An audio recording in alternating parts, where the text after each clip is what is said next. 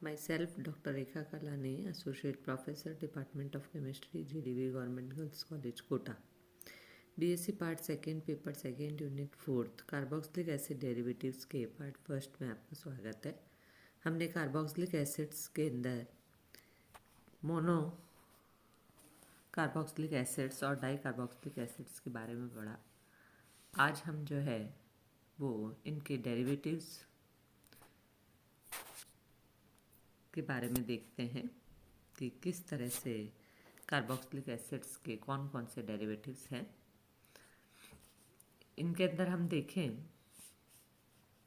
कि किसी भी कार्बोक्सिलिक एसिड के COH समूह के OH समूह को किसी अन्य क्रियाशील परमाणु या समूह से सब्स्टिट्यूट प्रतिस्थापित कर दिया जाता है तो जो बनने वाले यौगिक होते हैं वो कहलाते हैं कार्बोक्सिलिक एसिड्स के डेरिवेटिव्स।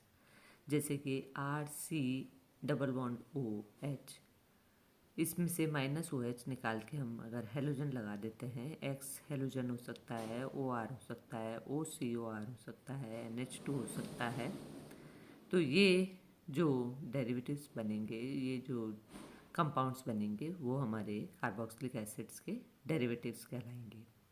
कार्बोक्सिलिक एसिड्स के डेरिवेटिव को हम एसिड डेरिवेटिव भी कह सकते हैं क्योंकि उनमें एसिल ग्रुप RC⋯O ग्रुप जो है वो होता है जो किसी भी क्रियाशील विद्युत ऋणात्मक परमाणु या समूह से जुड़ा हुआ रहता है। ये क्रियाशील परमाणु या समूह न्यूक्लियोफिलिक सब्स्टिट्यूशन रिएक्शंस में प्रतिस्थापित किया जा सकता है। इसी तरह से हम देखें कि किसी भी एल्डिहाइड या कीटोन से ये क्या भिन्नता रखते हैं, कैसे ये अलग होते हैं, इसको भी हम इसमें देख सकते हैं कि क्या इनके अंदर डिफरेंसेस हो सकते हैं। तो एल्डिहाइड और कीटोन्स के अंदर हम दो तरह के एल्डिहाइड और कीटोन के अंदर, हालांकि एल्डिहाइड कीटोन में भी एसाइल समूह उपस्थित होता है, परंतु इनमें एसाइल समूह से जुड़े हुए परमाणु या समूह को न्यूक्लियोफिलिक सब्स्टिट्यूशन रिएक्शन से प्रतिस्थापित नहीं किया जा सकता है। इसी कारण एल्डिहाइड और कीटोन न्यूक्लियोफिलिक सब्स्टिट्यूशन रिएक्शंस नहीं देते हैं। ये हम देख सकते हैं, ये हमारा एक एल्डिहाइड है और एक कीटोन है। कार्बोक्सिलिक एसिड डेरिवेटिव्स को हम 4 पार्ट के अंदर जो है वो बांट सकते हैं।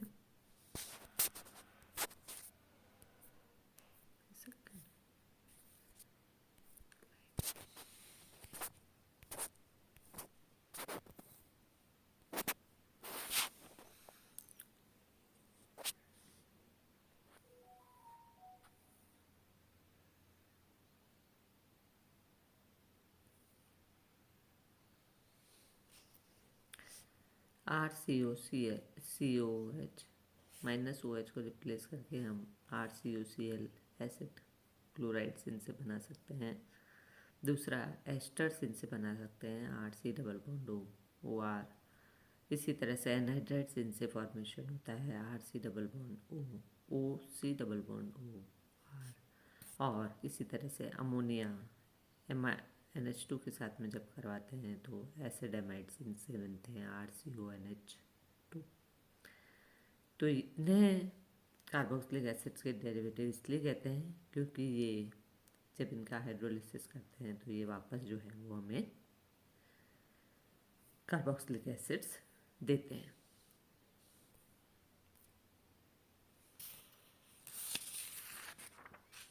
तो इनका नोमन इसी जैसे कि हम देख लें कि RCOCl + H2O हाइड्रोलिसिस किया तो एसिड प्लस HCl बना। इसी तरह से एस्टर का करेंगे तो एसिड प्लस अल्कोहल बनेंगे। एनहाइड्राइड का अगर हम करते हैं तो इससे 2 मॉलिक्यूल ऑफ एसिड्स बनेंगे। एमाइड्स का करते हैं तो एसिड प्लस अमोनिया इससे निकलता है। नोमेनक्लेचर अगर हम देखें तो एसिड क्लोराइड को एसिल क्लोराइड भी कहते हैं। एसिड क्लोराइड्स के नामकरण के लिए हम निम्न प्रकार कर सकते हैं। इसके अंदर जो हमारा एसिड है उसके नाम के अंत में हम एक एसिड लगाकर एक क्लोराइड भी लगा देते हैं, या फिर एल्केन के जो हमारा अंग्रेजी नाम के अंत में ई जो है उसको हटाकर हम ऑयल क्लोराइड भी जोड़ देते हैं। इसी तरह से कार्बोक्सिलिक एसिड के नाम से कार्बोक्सिलिक एसिड को हटाकर कार्बोनिल क्लोराइड भी हम जोड़ देते हैं। तो ये नोमेनक्लेचर के कुछ मेथड्स हैं जिनसे कि हम इनको नोमेनक्लेचर इनका कर सकते हैं। जैसे CH3COCl है तो इसके अंदर एथेनॉइल क्लोराइड या एसिटिल क्लोराइड, इसी तरह से C6H5COCl है तो बेंजोइल क्लोराइड हो जाएगा। C6H6COCl है साइक्लोहेक्सेन कार्बोनिल क्लोराइड इससे हो जाता है। एस्टर्स अगर हम देखें एस्टर्स के अंदर किस तरह से इसका नोमेनक्लेचर करेंगे, तो एस्टर्स के नोमेनक्लेचर के लिए जो है वो एक एसिड हटाकर हम एट जोड़ देते हैं। इसी प्रकार से प्राप्त नाम के पहले हम कार्बोक्सिलिक समूह के ऑक्सीजन से जुड़े हुए एल्किल समूह का नाम लिख देते हैं। तो ये हमारा कार्बोनिल ऑक्सीजन है और ये हमारा कार्बोक्सिल ऑक्सीजन हो गया। ये हम इसके अंदर देख सकते हैं। तो ये जो एस्टर्स बनेंगे, जैसे ये एस्टर है तो इसके अंदर CH3CO Ca2H5 एथिल एथेनोएट, इसी तरह से मेथिल 3 ब्रोमो ब्यूटेनोएट। तो ये इसके अंदर इस तरह से बनता है।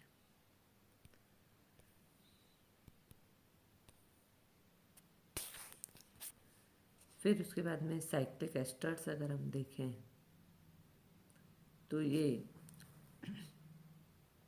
साइक्लिक एस्टर्स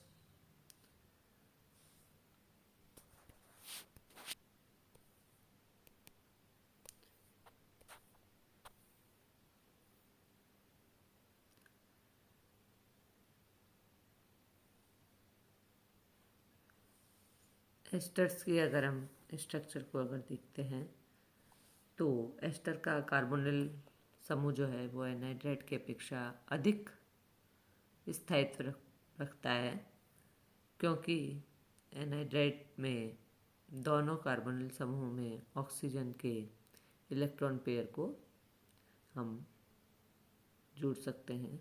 अतः एनहाइड्राइड के 2 कार्बोनिल समूह एस्टर के एक कार्बोनिल समूह की अपेक्षा अधिक स्थायित्व ग्रहण कर लेते हैं, जैसा कि हम इस स्ट्रक्चर के अंदर इसमें देख पा रहे हैं। तो ये ज़्यादा स्टेबल कंपाउंड्स का फॉर्मेशन करते हैं। इसी तरह हम स्ट्रक्चर ऑफ एमाइड अगर देखते हैं तो एमाइड एस्टर की अपेक्षा अधिक स्थायी होते हैं, क्योंकि नाइट्रोजन परमाणु की इलेक्ट्रोनेगेटिविटी अधिक होने के कारण इनके अंदर जो है NH2 समूह OR समूह की अपेक्षा इलेक्ट्रॉन रिलीजिंग ग्रुप से जुड़ा हुआ रहता है और अधिक सरलता प्रदान कर देता है। अतः एमाइड जो है वह अनुनाद करके एकल स्थायित्व इसके अंदर प्राप्त कर लेते हैं। इसी तरह से हम देखें कि इसकी संरचना को भी प्रभावित करते हैं और अमोनिया बंध में पिरिमिडीन व्यवस्था इसके अंदर आ जाती है, क्योंकि एमाइड में नाइट्रोजन पर उपस्थित बंध जो है वो समतल होते हैं। इस स्ट्रक्चर के अंदर हम इनको देख सकते हैं। इसी तरह से एमाइड में एकल बंध की उच्च गुण ऊर्जा से पता चलता है कि इसमें महत्वपूर्ण डबल बॉन्ड गुण उपस्थित होता है और ये फॉर्माइट की संरचना को हम निम्न प्रकार से, तो ये एमाइड की तरह ये अनुनाद के अंदर होता है और इसकी संरचना से हम इसको समझ सकते हैं। ये है हमारा फॉर्मेमाइड RCONH2। इसके अंदर CN बंध की लंबाई जो है 1.35 एंगस्ट्रॉम हो गई और ये इस तरह के स्ट्रक्चर के साथ में अपनी संरचना को बताते हैं।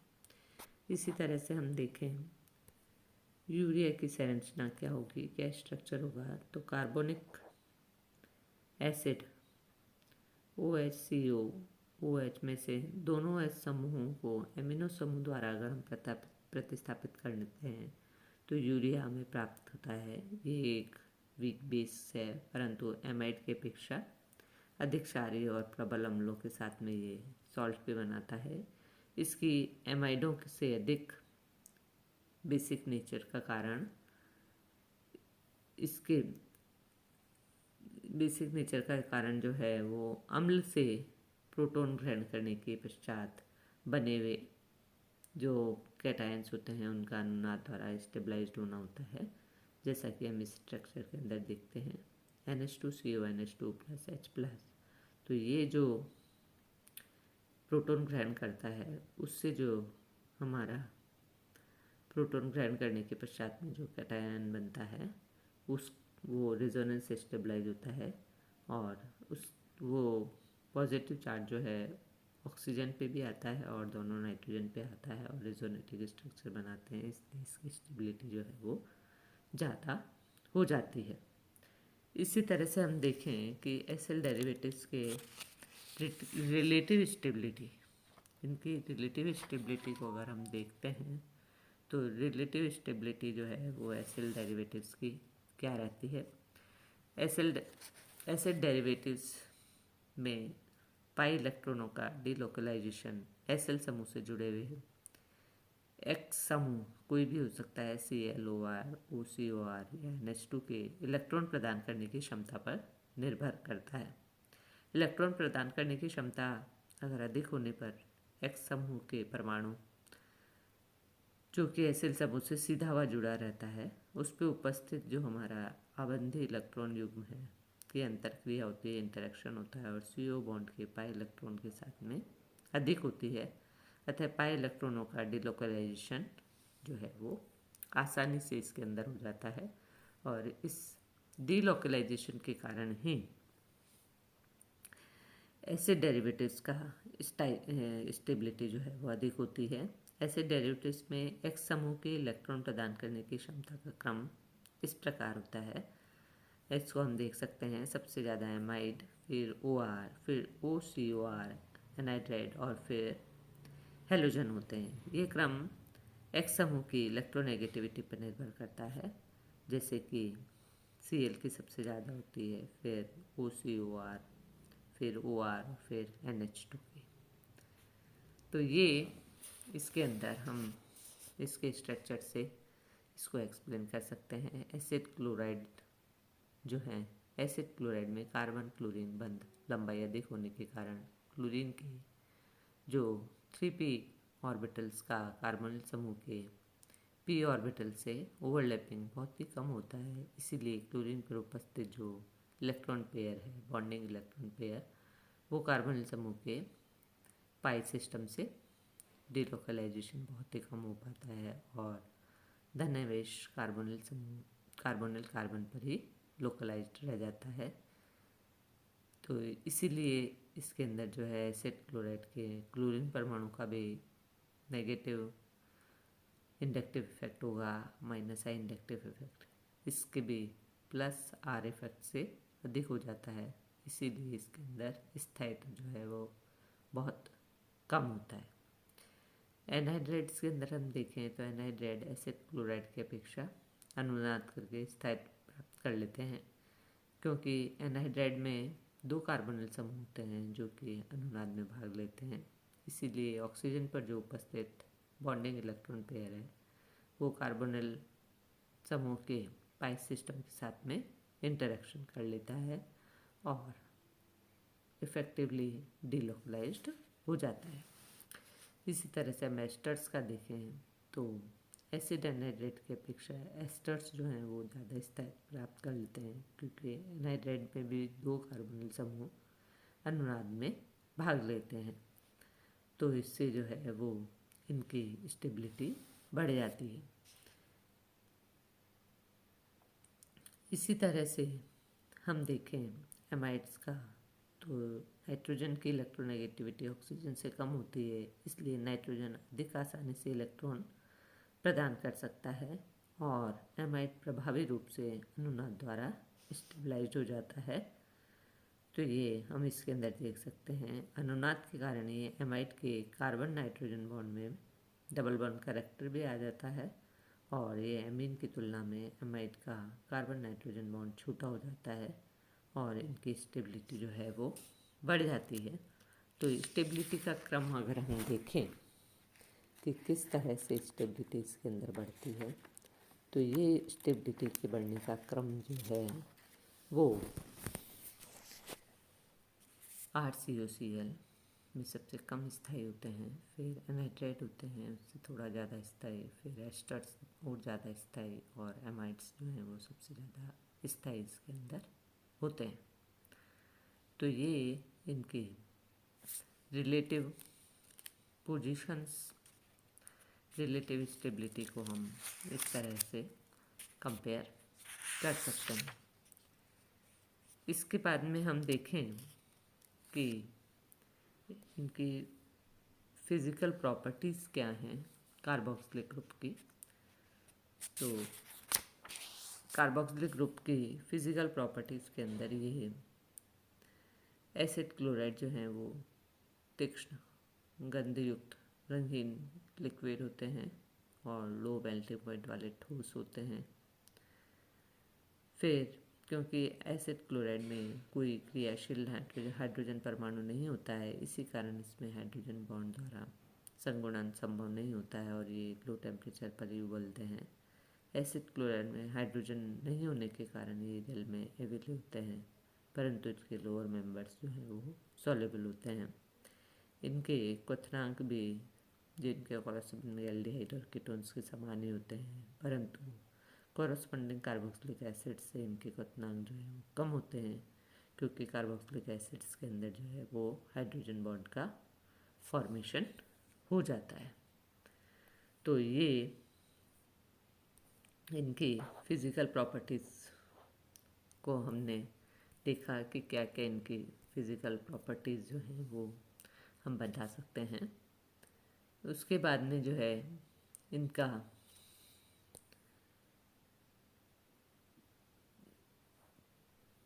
मेथड्स कि किस तरह से जो है वो हम इनको बना सकते हैं, बनाने की विधि जो है वो क्या होगी।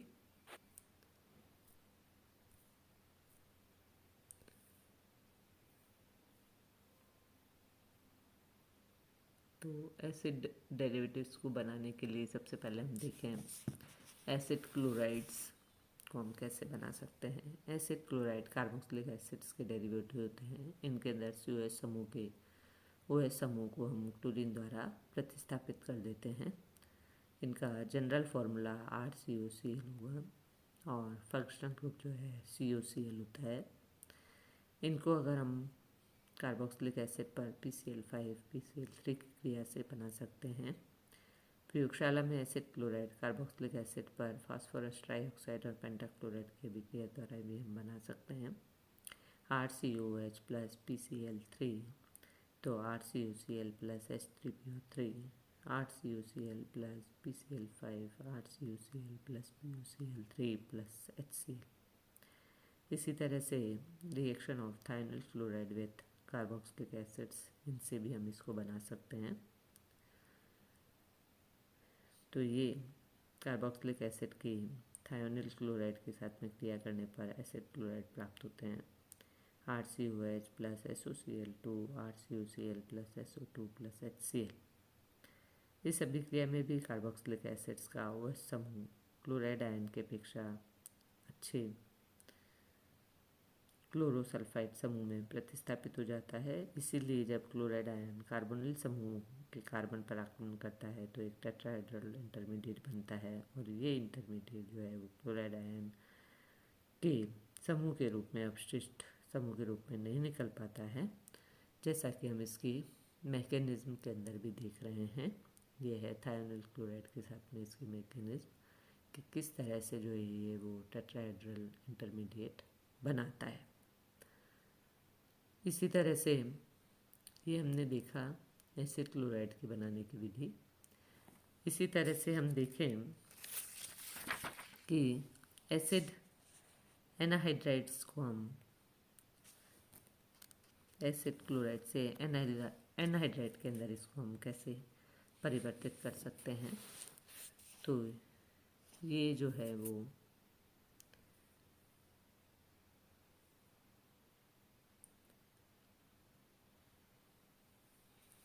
इसको हम सोडियम एसीटेट की एसिटिल क्लोराइड के साथ में क्रिया करके बना सकते हैं। सोडियम एसीटेट हमारा CH3CONA प्लस CH3COCl, तो एनहाइड्राइड बन गया acetic anhydride CH3CO plus NaCl। Acetic acid को P2O5 के साथ में निर्जलिक